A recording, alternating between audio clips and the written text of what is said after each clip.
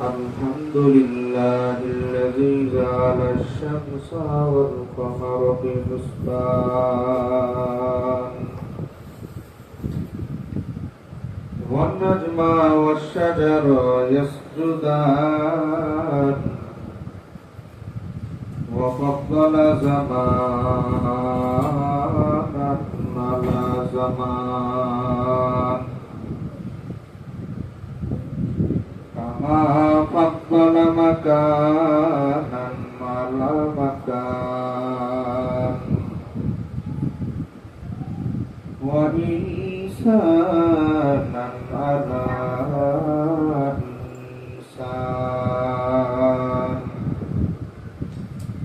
ونشهد أن لا إله إلا الله وحده لا شريك له لا ضد له ولا ند له ولا مثل له ونشهد أن سيدنا وسندنا وحبيبنا وربنا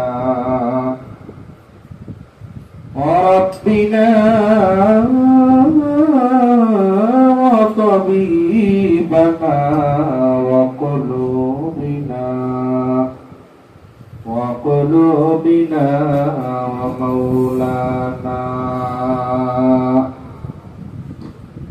ومولانا محمدا عبده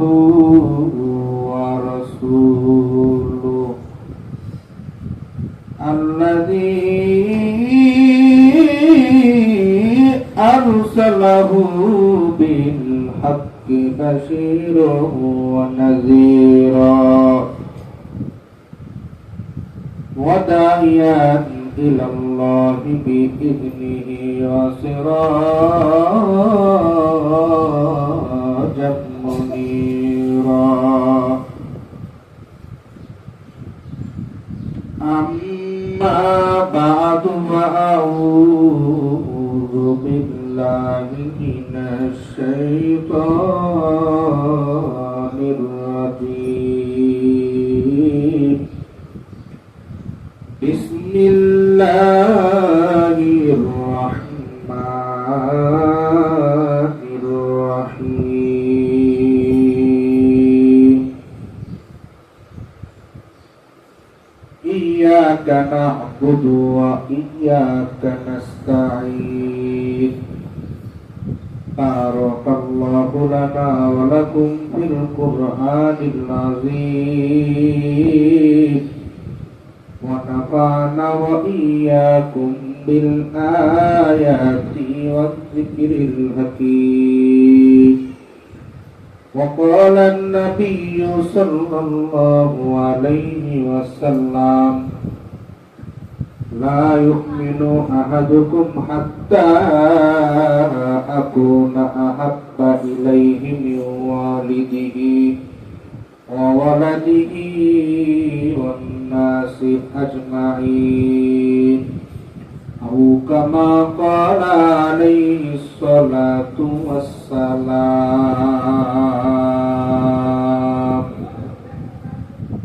সামনেতে মোরা এগিয়েছি যত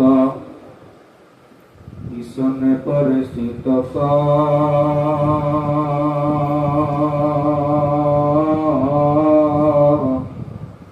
সংখ্যাতে শুধু বাড়িয়ে চলেছি গরু ছাগলের মতো জোরে বলেন ঠিক না বেঠিক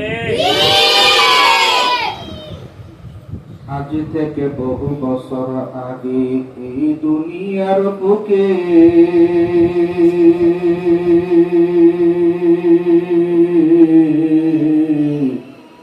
ইসলাম নাম ছিল না কোন মানুষের মুখে জোরে বলেন ঠিক না বেঠিক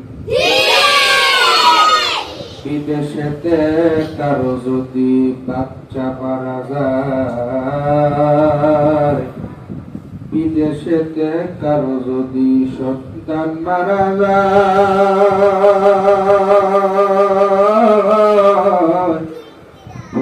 পাখি না জানিতে জানে তাহার মায় বনে থাকে বন বাদুরি বাচ্চা জলে তার মারু পুকে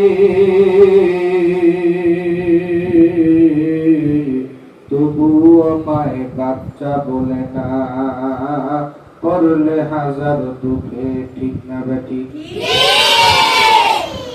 তুমি মানুষ যেদিন মারা যাবে ছেলে কাঁদবে মেয়ে কাঁদবে তুমি মানুষ যেদিন মারা যাবে ছেলে কাঁদবে মেয়ে কাঁদবে কেঁদে বলবে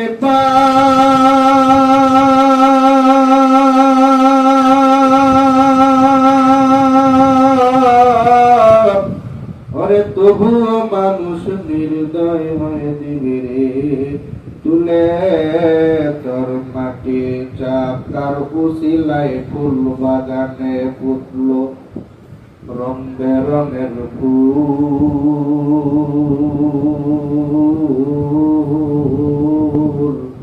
সে যে অন্য কেহ নয় যে ধরায় যার নামটি হলো মুহাম্মদ রাসূল কালেমা পড়েন লা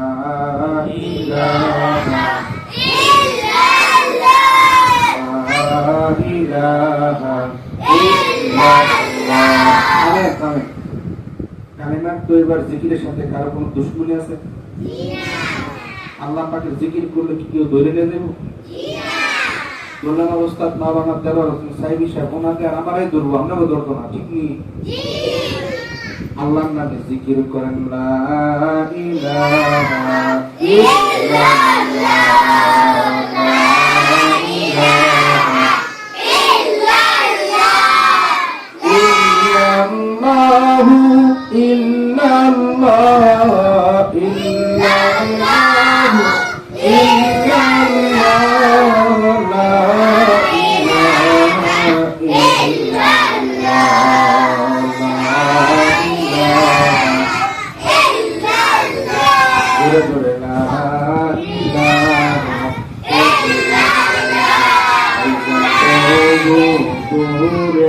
মদিনা আমরা কেমনে যাব জানি না দয়া কর দয়ার আল্লাহ দয়া কর দয়ার আল্লাহ পুরাও মনের বাসনা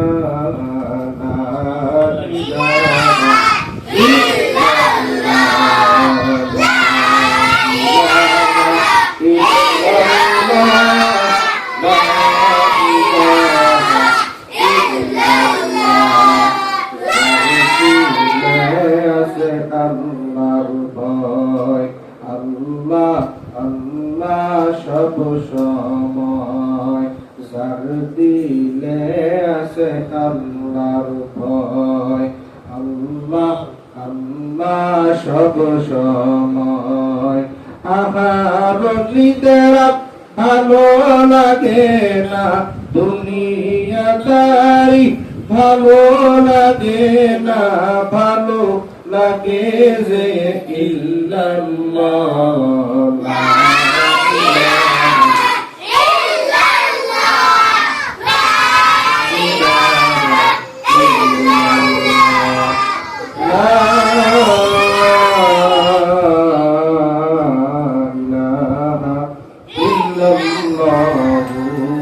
মুহাম্মাদুর রাসূলুল্লাহ সাল্লাল্লাহু আলাইহি ওয়াসাল্লাম।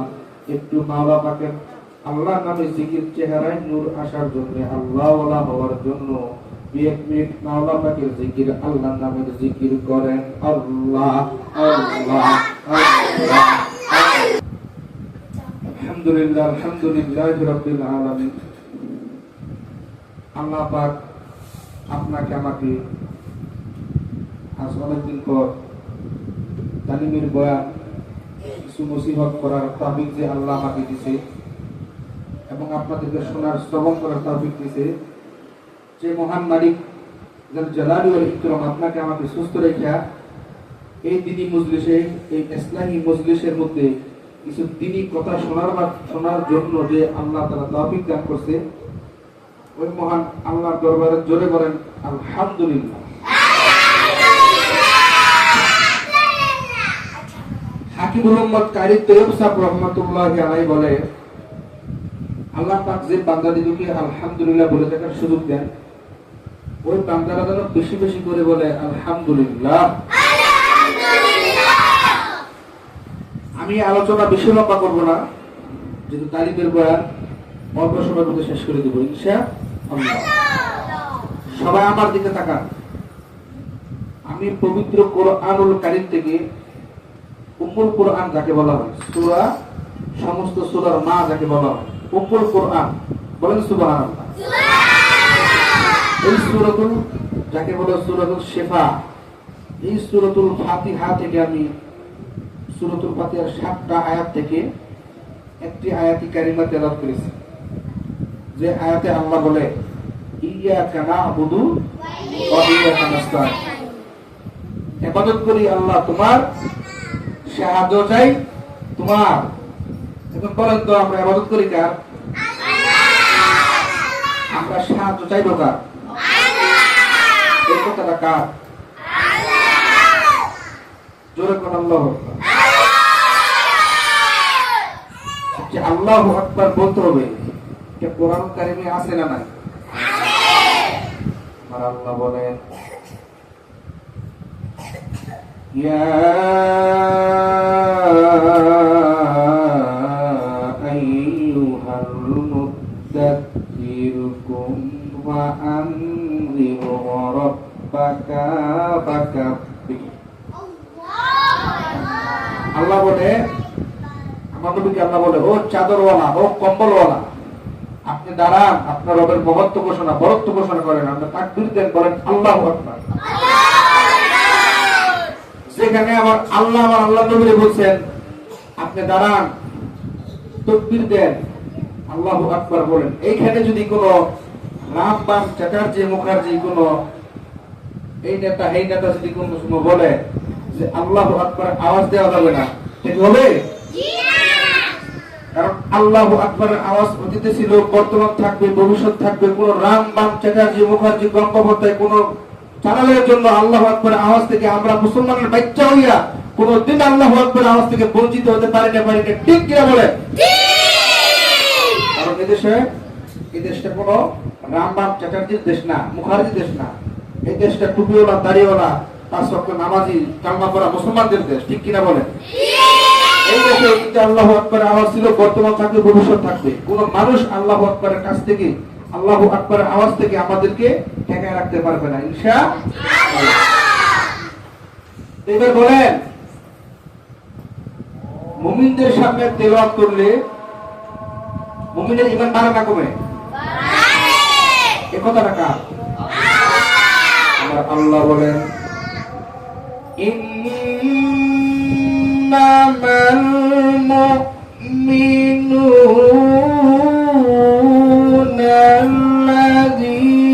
আল্লাযীনা ইযা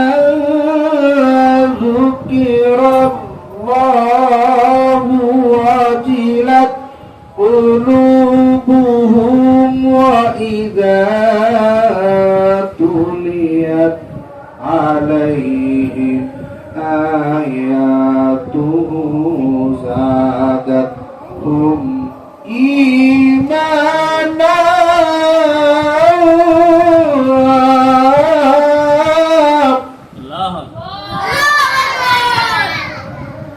মুসলমান ভাইরা আমার, ও আমার পর্দার আড়ালের মা ও বোনেরা, মাদ্রাসার হাদিস তোলাবায়ে কেরাম, দিন আরাম করে দিবেন।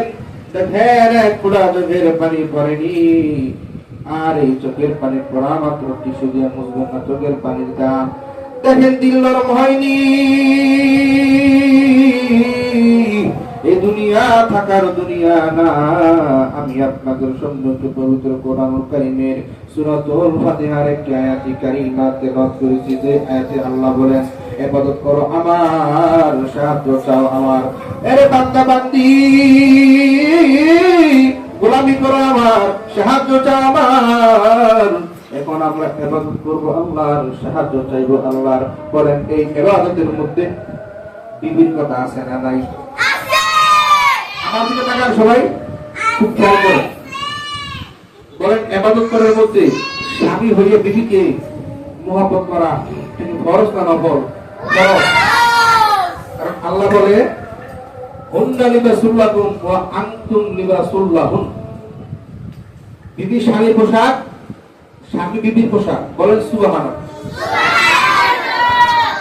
এখন যদি আমি আপনাদের সামনে আমার এই পাঞ্জাবিটা, আমার এই পোশাকটা ছিঁড়ে ফেলাই, তোমরা কি করবে? পাগল করবে, বুঝলেন না? যারা বউ ফিরায়, বউরে মারে, এদের চাইতে বড় পাগল আর বাংলার জমিনে নাই, ঠিক কিনা বলে? কারণ হুন্না লিবাসুল লাকুম ওয়া আনতুম লিবাসুল লাহুন। স্বামী বিবির পোশাক, বিবি স্বামীর পোশাক। বলেন সুবহানাল্লাহ। এই কারণে স্বামী হয়ে বিবিদেরকে খেদমতদারি করা, মহব্বত করা, এটা কি ফরজ? আর বিবিরা স্বামীদেরকে খেদমতদারি করা, এটা কি ফরজ? এখন বলেন তো, অনেকে আছে আমাদের সমাজে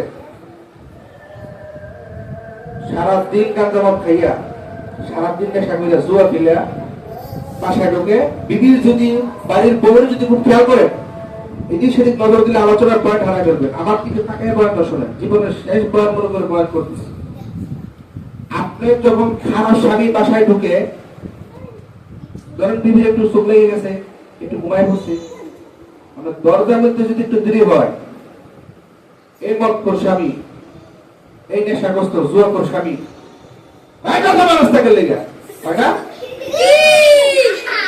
দরজা মানুষটাকে সারাদিন ঘুরতে বলতো, খালি দোকানদারি করি, দরজার মধ্যে দিলে ওকে আমাকে নাই সে বলে দিয়ে আপনারা আমার কথা যাচাই করে দেখেন ঠিক না বেঠি। খেয়াল করেন, এই তুমি বসে দেন, বুঝে শোনো। তো যারা স্বামীরা বিবির একটু দরজার মধ্যে কুত্তার মধ্যে ঠেকুয়ায়, দরজার মধ্যে দেরি হইলে, তারা কি ইবাদতের মধ্যে আছে? নাই। ইবাদতের মধ্যে আছে? আমার রাসূল কত রসিক ছিলেন। আম্মা জান আয়েশা রাদিয়াল্লাহু আনহা যেই গ্লাসে মুখ লাগিয়ে, ঠোঁট লাগিয়ে পানি পান করতেন, আমার রাসূল হাবিবে কিবরিয়া উনিও ওই গ্লাসের মধ্যে মুখ লাগায় পানি করতেন, ওই জায়গায়। সুবহানাল্লাহ বলেন। আম্মা জান আয়েশা রাদিয়াল্লাহু আনহা উনি যখন মুরগির হাড় বা গরুর হাড় চাবাইতেন, ওই চাবানি খাদ্যটা আমার রাসূল সাল্লাল্লাহু আলাইহি ওয়াসাল্লাম উনি আবার চাবাইতেন। সুবহানাল্লাহ বলেন। আর তুমি কোন নয় মধ্যে বলা সহমতি হইছো? তোমার বউ দরকার যদি দরকার একটু ধীরে হইতে গেলে তুমি কুত্তার মধ্যে ঠিক দাও, তুমি কোনো যে জান্নাত পাইবে না, তোমার জন্য জাহান্নাম তাকরাল জান্নাত না, তোমার জন্য জাহান্নাম খালিদিনা, ঠিক কিনা বলেন? তুমি জাহান্নামের মধ্যে দাখিল হবা, তাকরাল জান্নাতে পাইবে না, জাহান্নাম পাইবে না। এখন বলেন তো, এই ইবাদতের মধ্যে যে বিবির কথা আছে, স্বামীর কথা আছে, বলেন তো ইবাদতের মধ্যে মায়ের কথা আছে কিনা?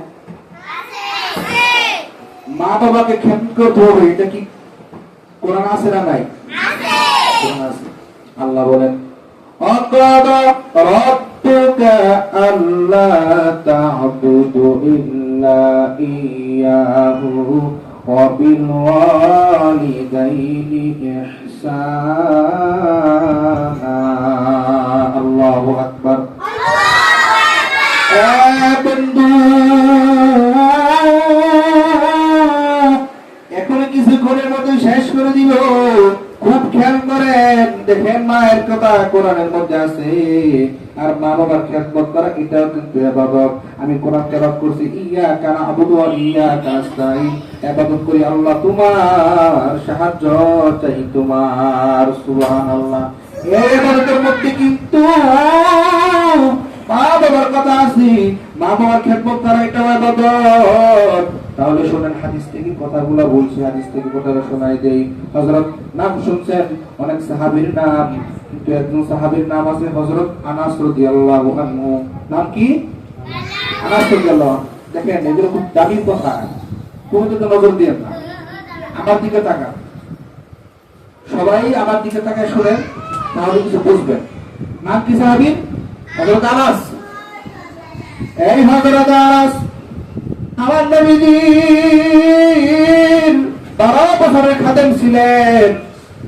এই হযরত আনাসের অনেকগুলো নাম আছে, এর মধ্যে তন্মধ্যে একটা নাম আমার আল্লাহ নিজে রাখছি। সুবহানাল্লাহ। আমার আল্লাহ হযরত আনাসের একটা নাম নিজে রাখছেন, সেই নামটা হলো খাদেমে রাসূল। নামটা হলো খাদেমে রাসূল। বলেন কি? খাদেমে রাসূল। কারণ আমার রাসূলের কারিমের সাথে 12 বছর থেকে 10 বছর থেকে 12 বছর খাদেম ছিলেন হযরত আনাস রাদিয়াল্লাহু আনহু। একদিন হযরত আনাস রাদিয়াল্লাহু আনহু সব সময় মায়ের কাছে যায়, নবীজির খেদমত করে আবার মায়ের কাছে যায়। যখন একবার যখন মায়ের কাছে গেল, মা বেরোনের খেদমতে লুটিয়ে পড়লো।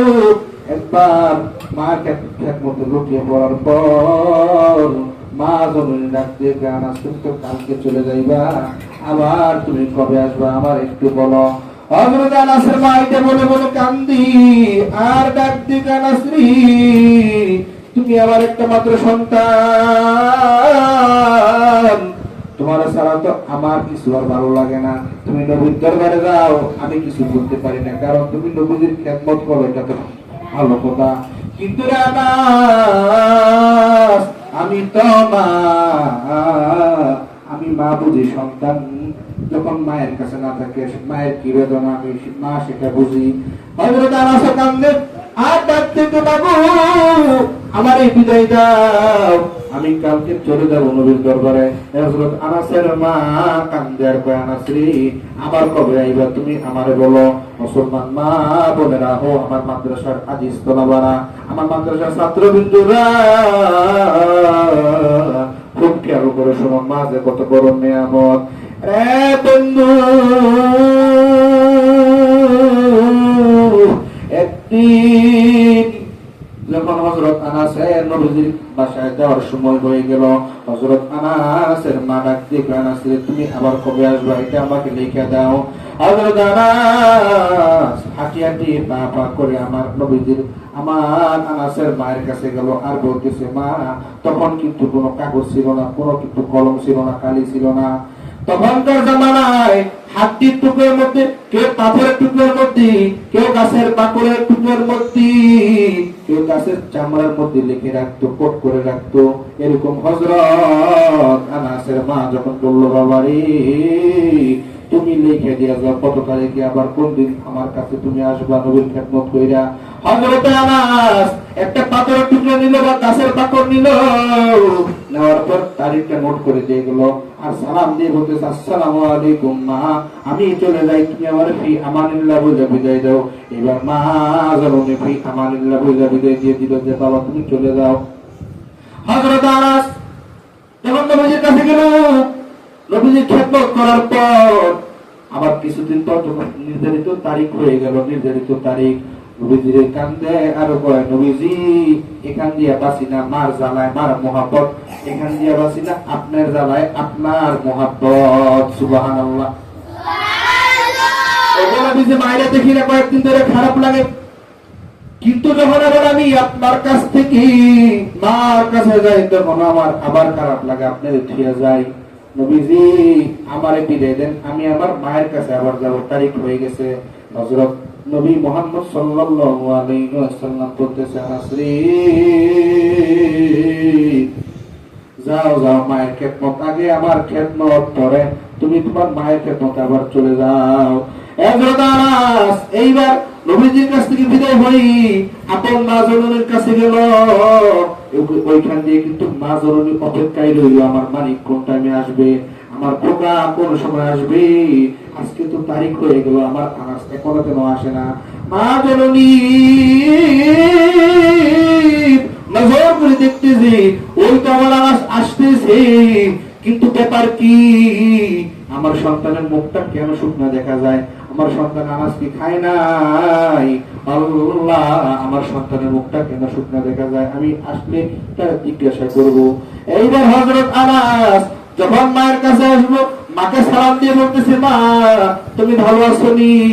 মা বলতেছে, আমি ভালো আছি, কিন্তু তোমার মুখটা কেন শুকনা, তুমি কি কিছু খাও নাই? হযরত আনাস এইবার বিপদে পড়ে গেলেন আর মনে মনে ভাবতেছেন, মালিক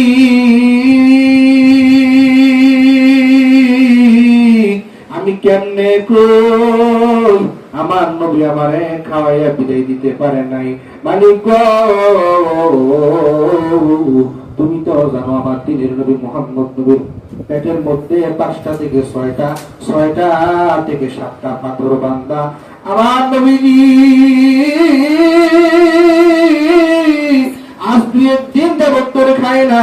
আমার নবী না খাইলে আমি কেমনে খাই?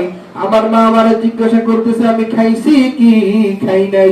ও আল্লাহ, এইবার আমি আমার মায়ের কি জবাব দিব? যদি বলি মা আমার নবী আমার খাওয়াইয়া বিদায় দেয় নাই, না খাওয়াইয়া বিদায় দিছে, আমার মার ভিতরে কিন্তু কুমন্ত্রণ আসতে পারে, ফট করে বলতে পারে কেমন নবীর দরবার থেকে আইছো, নবী তোমারে খাওয়াইয়া বিদায় দেয় নাই। খুব খেয়াল করেন আমার বোনেরা গো, আমার ভাইরা,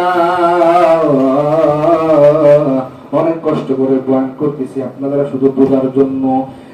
মুসলমান মা বোনেরা গো, দিল নরম করে দেন। এইবার হযরত আনাসের মা যখন আবার জিজ্ঞাসা করলো, কি রে বেটা জবাব কেন দেও না? আমি তোমার জিজ্ঞাসা করছি তুমি খাইছো কি খাও নাই?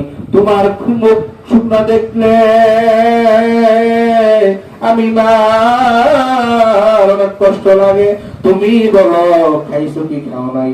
হযরত আনাস রাদিয়াল্লাহু আনহু এইবার মনে মনে ভাবতেছে, আল্লাহ আমি আমার মায়ের এরকম ভাবে জবাব দিব যেন আমার মায়ের ইজ্জত থাকে, আমার নবীর ইজ্জত যেন থাকে।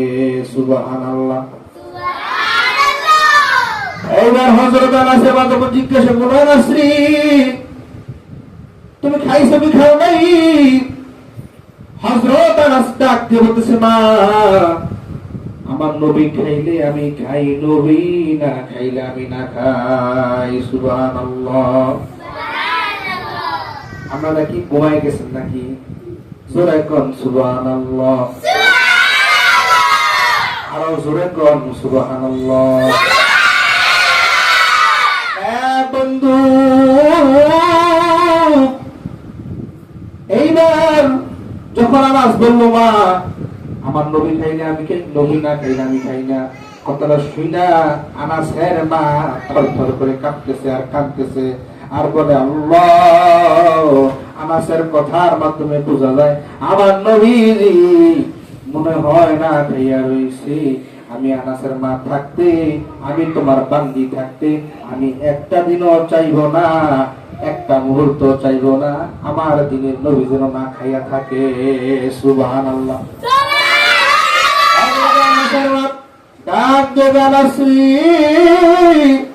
তুমি আসছো, এক গ্লাস পানি খাও আর খুরমা খাও না, একটা খেজুর খাও, এরপর একটা দরবাইল নবীর কাছে যাও, নবীজিরে দাওয়াত দিয়ে আসো, আমি তোমার মা আমার নবীজিরে এক বেলা খানা খাওয়াবো। আল্লাহু আকবার। হযরত আনাস এই কথা বলার পর হযরত আনাস খুশি হয়ে গেল আর একটা খেজুর বা খুরমা খাইয়া একটা নবীর দরবারে গেল। কিন্তু রে কি ঘটনা বইটা গেল আপনারা শোনেন না হলে কিন্তু কিছু বুঝবেন না। শয়তান চাইবে না যে আজকে সৌরভী সাহেব আপনাদেরকে ভালো কিছু শোনাক, এটা শয়তান চাইবে না। ঠিক না ঠিক বলেন? শয়তান কিন্তু আল্লাহরে বলছে, আল্লাহ আমি আপনার বান্দা বান্দি পা থেকে গায়ের শাহাদাত রব পর্যন্ত শয়তান আমি হইয়া হস্তবাসা দিব। ঠিক কিনা বলেন? ও আল্লাহ আমি আপনার বান্দা বান্দির গুনাহ করাবো, আপনি সব জাহান্নামে দিবেন। কিন্তু আমার আল্লাহ বলছে, রে শয়তান তুমি যত গুনাহ করাইবা আমার বান্দা বান্দিরে আমি আল্লাহ আমার কুদরতি হাত দিয়া ততই সব গুনাহ মাফ করে দিব। সুবহানাল্লাহ। শয়তান কাঁদতে কাঁদতে দৌড় মেরে গেল। আল্লাহ কয় কি আমি গুনাহ করাবো নাকি আল্লাহ এবার মাফ করে দিব? তাহলে আমার লাভ কি? এই বইলা শয়তান দৌড় দিল। আমি যেই কথার মধ্যে ছিলাম কোনো দিকে নজর দিয়ে না, আর কিছু করে মধ্যে শেষ করে দিব। হযরত আনাস এইবার দৌড় দিল নবীজিকে দাওয়াত দেওয়ার জন্য, খাওয়ানোর জন্য। প্রতিমধ্যে হযরত আনাস একটা জিনিস লক্ষ্য করলো, আনাসের মা মনে মনে কি কি জানি কয়। হযরত আনাস প্রতিমধ্যে উঠি মেয়েরা চাইয়া দেখে হযরত আনাসের মা দুইটা আঙ্গুল আল্লাহর কাছে আসমানের দিকে দেখাইছে। সুবহানাল্লাহ। খুব খেয়াল করেন, হযরত আনাস দৌড়ের মধ্যে আবার রিটার্ন করলো, চাইয়া দেখে হযরত আনাসের মা পরের তাবু জানালার ফাঁক দিয়া আল্লাহকে দুইটা আঙ্গুল দেখাইয়া এই এই এই কি জানি বলছে। হযরত আনাস মনে মনে ভাবতেছে, আল্লাহ আমারে পাঠাইছে নবীর দাওয়াত দেওয়ার জন্য, আবার ওই দিকটা দুই আঙ্গুল দেখে কি করে আল্লাহ কিছু তো জানি না। যাক, আমার মা যা করার তো আমি আমার নবীর দাওয়াত দিয়ে আসি। এবার হযরত আনাস নবীজির লম্বা আলোচনা শর্ট করে দিলাম। হযরত আনাস নবীজির কাছে চলে গেল, ডাক দিয়ে রাসূলুল্লাহ আমি আপনাকে দাওয়াত দিব, আপনি আমার দাওয়াত কবুল করেন, আমার মা আপনাকে একবেলা খানা খাওয়াবে। এইবার হযরত নবী মুহাম্মদুর রাসূলুল্লাহ বলেন, আনাস রে আমি তোমার দাওয়াত কবুল করছি, কিন্তু আমি রাত্রির বেলা যাব না, আমি দিনের বেলা যাব না, আমি তোমার বাসায় যাব পূর্ণিমার চাঁদ ওঠার পরে রাত্রি বেলায় তোমার বাসায় যাব। সুবহানাল্লাহ। হযরত আনাস বলেন, নবীজি দুনিয়ার কত মানুষ কাফের মুশরিক ইহুদি নাসারা আপনাকে কত দাওয়াত দেয়, আপনি তাদের দাওয়াতের শর্ত লাগান না, কিন্তু আমি আপনার 12 বছরের খাদেম, আপনি আমার দাওয়াতের মধ্যে কেন শর্ত লাগাইলেন? দিনের বেলা যাবেন না, রাত্রি বেলায় যাবেন, আমার দিকে তাকান। খুব খেয়াল করেন, এইবার আনাস এই কথা বলার পর নবী মুহাম্মদ ডাক দিয়ে বলতেছে, আনাস রে তোমার এই কথার জবাব, কেন আমি দিনের বেলা যাব না রাত্রি বেলা যাব, পূর্ণিমার চাঁদ ওঠার পরে যাব, এই উত্তরটা তুমি তোমার মার কাছ থেকে নিয়ে নিও। সুবহানাল্লাহ। তুমি যা বাসায় যাও, তোমার মাকে জিজ্ঞাসা করবা, তোমার মা বলে দিবে কোন উত্তর। হযরত আনাস একটা দৌড় মারে আবার বাসায় চলে গেল। বাসায় চলে যাওয়ার পর ডাক দিয়ে কয়, মাগো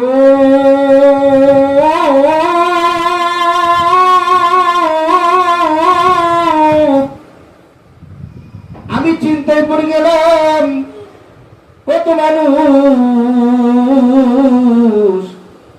আমার নবীর, কত মানুষ দাওয়াত দেয়, মাগো কোনদিন কিন্তু আমার নবীর শর্ত লাগাই নাই, আজ আমি আনাসের দাওয়াতে আমার নবীর শর্ত লাগাইছে, দিনের বেলা আসবে না রাত্রি বেলা আসবে। মা আমি চিন্তায় পড়ে গেলাম, কি গো মা তুমি বলো।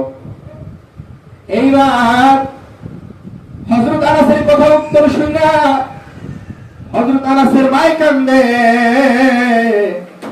আর ডাক দে, আনাস রে আমার গোপন কথা, আমার দিলের কথা নবী কিভাবে জানলো? আল্লাহু আকবার। আরো জোরে বলেন আল্লাহু আকবার। হযরত আনাস বলে, মা দিলের কথা কি কিছুই বুঝলাম না, তুমি দিলের কথা কি আমারে বলো। এইবার আনাসের মা ডাক দিয়ে, আনাস রে আমি নবীর দাওয়াত দিছি দুইটা কারণে। কয়টা কারণে? আমি নবী মুহাম্মদকে দুই কারণে দাওয়াত দিছি। এক কথা হইল, এক নাম্বার হইল, তুমি গরিব, কোন মানুষ কোন মা বাবা চায় না সন্তান গরিব থাকুক। আনাস রে তুমি অনেক গরিব, আমি তোমার মা চাই তুমি যেন ধনী হইয়া যাও, আমার অনেক স্বপ্ন তুমি অনেক ধনী হইবা। এই হলো এক নাম্বার কারণ। দুই নাম্বার কারণ কি? দুনিয়ার সবাই বলে নবী মুহাম্মদের চেহারা নাকি অনেক সুন্দর, অনেক মানুষ বলে বিশ্বের সবচাইতে নবীর চেহারা নাকি অনেক সুন্দর। আনাস রে আমি তাই দেখবো, আমার মনের মধ্যে আশা ছিল আমি একবার পূর্ণিমার চাঁদ দেখবো, আবার নবীজি মুহাম্মদকে দেখবো, আমি মিলাইয়া দেখবো পূর্ণিমার চাঁদ বেশি সুন্দর নাকি নবী মুহাম্মদ বেশি সুন্দর। সুবহানাল্লাহ। এই কারণে আমি আল্লাহ, তুমি যখন চলে গেলা, আমি আমার আল্লাহর দরবারে দুই আঙ্গুল দেখাইয়া চাইছি, এই দুই কারণে দাওয়াত দিয়েছি। হযরত আনাস বলে, মা এই কারণে তো আমি দেখছিলাম যাওয়ার পথে তুমি দুইটা আঙ্গুল আল্লাহর দিকে দেখাইছো, আসমানের দিকে, এখন আমি বুঝলাম তোমার কেন এই দুই আঙ্গুল দেখাইছিলা। মাগো ঠিক আছে, তুমি তোমার প্রশ্নের উত্তর পাইয়া যাবে, আজকে তো নবীজি আসবে। এইবার হযরত আনাসের মা বলতেছে, নবীজিকে দাওয়াত কবুল করছে নাকি? আনাস ডাক দিয়ে, মা তুমি কি বলো, আমি আনাসের দাওয়াত কি আবার না কবুল করব? দাওয়াত কবুল করছে। আনাসের মা বলতেছে, আলহামদুলিল্লাহি রাব্বিল আলামিন, আমি অনেক খুশি। এইবার যখন সন্ধ্যা হয়ে গেল, রাত্রি হয়ে গেল, আনাসের মা ডাক দিয়ে, আনাসরি তাড়াতাড়ি বিছানা বিছাও, তাড়াতাড়ি ঘর দুয়ার রেডি করো, আমার নবীজি আসবে। কিন্তু আনাস রে, আমার নবী যখন আসবে তুমি বুঝবা নাকি? হযরত আনাস ডাক দিয়ে মা গো, আমি আমার নবীজির সাথে 12 থেকে 10 বছর থেকে 12 বছর থাকি। আমার নবী যখন আসবে আমি তখন নবীজির গান শুই নাই বুঝে ফেলবো আমার নবীজি আসতেছি। সুবহানাল্লাহ। লম্বা বর্ণনা সংক্ষেপ করে দিলাম। এইবার হযরত আনাস ডাক দিয়ে বাবু, আমার নবীজি আসতেছে, জোরে বলেন সুবহানাল্লাহ। এবার আমার নবীজি আসতেছে। আনাস আমার নবীজির নূরের গান পেয়ে গেলেন। এবার হযরত আনাস রাদিয়াল্লাহু আনহু মা ডাক দিয়ে, আনাস রে তুমি থাকো আমার কাছে, আমি তোমার থুতনির মধ্যে কান্দের মধ্যে আমি থোতা রাইখা, আমার মুখখানা রাইখা আমি দেখবো পূর্ণিমার চাঁদ বেশি সুন্দর না নবী মুহাম্মদের চেহারা বেশি সুন্দর। সুবহানাল্লাহ। এইবার হযরত আনাস ঘরের তাঁবুর কাছে দাঁড়াইলেন। ঘরের তাঁবুর কাছে দাঁড়াইলেন, আমার দিকে তাকান। হযরত আনাসের মা, আনাসের বাজুর মধ্যে থুতুনিটা দিয়ে রাখলেন, আর নবীজিকে দেখতেছেন, নবীজি আসতেছে। একবার নবীর দিকে তাকায়, আর একবার পূর্ণিমার চাঁদের দিকে তাকায়, একবার আপ একবার ডাউন, একবার আপ একবার ডাউন, একবার পূর্ণিমা চাঁদের দিকে তাকায় হযরত আনাসের মা, আর একবার নবীজির দিকে তাকায়। হযরত আনাস একবার যে বলতেছে, বাবু তোমার নির্বাচনে কে পাশ করলো, কোনটা বেশি সুন্দর? এইবার হযরত আনাসের মা বলতেছে, আনাস রে আমি তো অনেকবারই দুইটার দিকে তাকাইলাম, কিন্তু আনাস আল্লাহর কসম করে বলি, পূর্ণিমার চাঁদের চেহারার মধ্যে দাগ আছে, দাগ আছে, কিন্তু আমার নবী মুহাম্মদের চেহারায় কোনো দাগ নাই। সুবহানাল্লাহ। এবার হযরত আনাস বলতেছে, মা একটা হয়ে গেল, আরেকটা হলো তুমি চাও আমি ধনী হইতি? আনাসের মা বলে, হ্যাঁ আমি চাই। এইবার নবীজি আয়েশা করলো, নবীজি দস্তরখানা বিছাই দিল, খাবার খাওয়ার জন্য রেডি করে দিল। হযরত নবী মুহাম্মদ বলতেছে, আনাস আমি কি বিসমিল্লাহ বলে শুরু করতে পারি? ইন দি মিন টাইম আনাসের মা ডাকতে, নবীজি আপনি তো খাবেন, আপনাকে তো খাওয়া খাওয়ানোর জন্য দাওয়াত দিছি, কিন্তু আমার মনে যে একটা তামান্না, আমার সন্তান অনেক গরিব, আমার এই জ্বালা সহ্য হয় না। ও নবীজি আপনি কি আমার মনটাকে খুশি করবেন না? আপনি কি চান না আমার আনাস ধনী হইতে? আনাসের মাই কথা বলার পর নবীজি ডাক দিতে, মাগো কেন চাইব না? এই বইলা আমার নবীজি থরথর করে কাঁপতেছে, কান্দে আর কয়। এইবার আনাসের মা কয়, নবীজি আপনি কেন কান্দেন? নবীজি ডাক দিয়ে, আনাসের মারি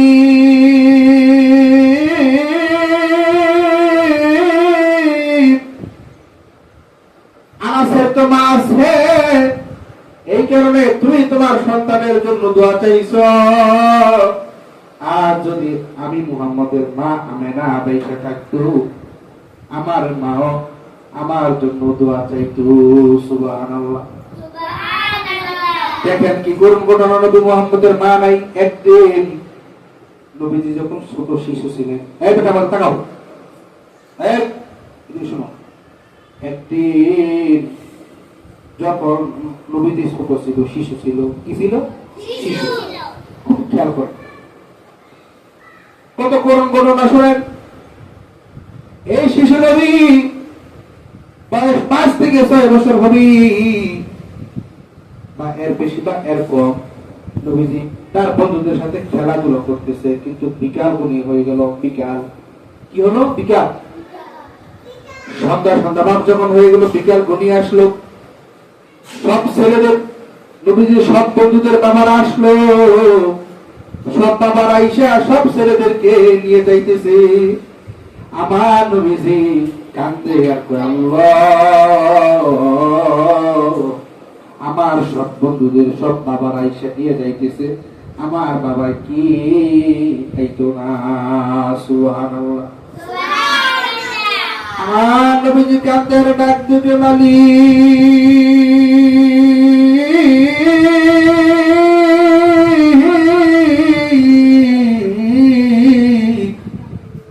আমার বাবা কি আইতো না, আমার আর এই কষ্ট সহ্য হয় না। প্রতিমধ্যে আবু জাহেল তার বাসার দিকে যাচ্ছিল, আমার দিনের নবী শিশু নবীর কান্নার আওয়াজ আবু জাহেলের কানের মধ্যে গেল।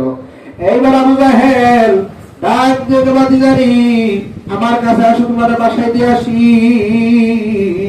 হযরত নবীজি যায় না। এইবার নবীজি যায় না। আবু জাহেল তার বাসায় সে চলে গেল। সাথে সাথে আমার আল্লাহ ফেরেশতারে বলতেছে, ফেরেশতা জিবরাইল, যা যা যা, আমার নবীজি এই মুহূর্তে কাঁদতেছে, তার কান্না থামানোর জন্য তুমি আসমান থেকে কয়েকটা তাপ নিয়ে আসো, আসমানের তাপকে আমার নবীজির খেলার সাথী বানাইয়া দাও। সুবহানাল্লাহ। এই নবীজির বাপ মা, বাবার মা নাই, এই নবীজির বাবা নাই। তখন আওয়াজ বলতেছে, নবীজি গো, আপনি কেন কাঁদতেছেন? তখন নবীজি বলল, আমার তো মা নাই, বাপ নাই, কারণ আমি কান্দি, তোমার তো মা আছে। এরপর হযরত আনাসের মা বলল, নবীজি আপনার কান্দেন না, আপনার কান্না করেন না, আপনি খাবার খান, খাবার খাওয়ার শেষ হওয়ার পর আমার নবীজি ডাক দিয়ে আনাসের মা দোয়া করো। আনাসের মা ডাক দিয়ে, নবীজি আমার সন্তানের জন্য আপনি তাড়াতাড়ি দোয়া করেন, আমার সন্তান যেন ধনী হয়। তখন আমার নবী ডাক দিয়ে কয়, আনাসের মা, তুমি মা বাচ্চা থাকতে আমি নবী কেন তোমার সন্তানের লেগে দোয়া করুন। সুবহানাল্লাহ। দেখেন, নবী মুহাম্মদের চাইতে মায়ের দোয়া সন্তানের জন্য বেশি। ধরেন নবীজি বেঁচে আছে, আপনার মা বেঁচে আছে, আপনি সন্তানের জন্য কার দোয়া বেশি বলেন? মায়ের দোয়া বেশি। কারণ নবীজি নিজে শিক্ষা দিলেন, যখন আনাসের মা বলতেছে, ও নবীজি আপনি আমার সন্তানের জন্য দোয়া করেন। নবীজি ডাকতেন, আনাসের মারি, তুমি মা বাচ্চা থাকতে আমি কেন তোমার ভিতর লেগে দোয়া করবো? জোরে জোরে এখন আল্লাহু আকবার। এবার দোয়া করলো। আমার নবীজি বলতেছে, আনাসের মারি, তুমি তোমার সন্তানের জন্য যা যা প্রয়োজন তা তা দোয়া করো, আমি নবী খালি আমিন আমিন বলবো। এইবার নবীজি, এবার আনাসের মা দোয়া করতেছে, আল্লাহ আমার পুত্রকে তুমি ধনী বানায় দাও। নবীজি বললেন আমিন। বলতেছে, আমার পুত্রকে তুমি আরো অনেক বড় বানাও। নবীজি পিছনে থেকে বলতেছে আমিন। এই আমিন আমিন বলার বরকত আর আনাসের মায়ের দোয়ার বরকত পাইল কয়েক বছর, এক বছর পরে। সুবহানাল্লাহ। আনাসের মা দুনিয়ার মানুষ দিকে ডাক দিয়ে বলতেছে, মানুষ, ও দুনিয়ার মানুষ, তোমরা শুনো, আমার নবীজির আমিন বলার বরকত আর আমি মায়ের দোয়ার বরকত আমার নবী, আমার আল্লাহ এমন ভাবে কবুল করছে। আগে আমার আনাসের খাজুর গাছের মধ্যে খাজুর ধরছে বছরে একবার। এইবার আমার নবীর আমিন বলার বরকত, আমি মায়ের দোয়ার বরকতে, আমি আনাসের মায়ের দোয়ার বরকতে, নবীজির আমিন বলার বরকতে আমার আনাসের খাজুর গাছে খাজুর ধরে বছরে 2 বার। সুবহানাল্লাহ। এমনি এমনি প্রত্যেকটা খাজুর গাছের মধ্যে বছরে 2 বার খাজুর ধরে, 2 বার খেজুর ধরে, বলে মারহাবা। দেখেন মায়ের দোয়া কেমন। আমি শুধু এই আয়াতের প্রেক্ষাপটে বুঝাইছি, ইয়াকা না'বুদু ওয়া ইয়াকা নাস্তাইন, ইবাদত করে তোমার সাহায্য চাই তোমার। দেখেন ইবাদতের মধ্যে কিন্তু মায়ের কথা আছে। আমি কিন্তু মায়ের কথাই বুঝাইতে লাগলাম। মা যে কত বড় নিয়ামত, মায়ের দোয়া সন্তানের জন্য বিফলে যায় না। সুবহানাল্লাহ। তাহলে দেখছেন নি, নবী মুহাম্মদের চাইতো আনাসের মায়ের দোয়ার বরকত বেশি।